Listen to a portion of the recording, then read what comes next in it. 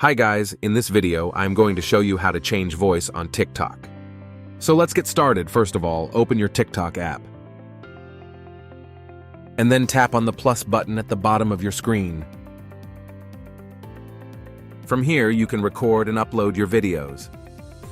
So I'm going to upload a video. All you need to do is simply tap on Upload. And select the video from here that you want to upload like that. And tap on Next. You meet somebody wealthy? Their family at one point was not wealthy. So that is how it sounds before. To apply the voice changer, go and tap on the downwards arrow here. From here, tap on Voice. And these are the voice filters you can use to change your voice or record sounds. So let's try some of these. You meet somebody wealthy? Their family at one point was not wealthy. And then the one shows up. The one. One person changed the family tree forever. In my family, I'm the one. And if you want to remove it, just tap on Clear. And then the video will be back to normal.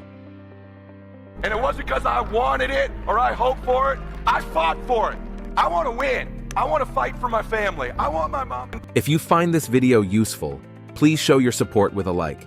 Your feedback is invaluable to us, so feel free to share your thoughts and suggestions in the comments section below. We are eager to hear from you.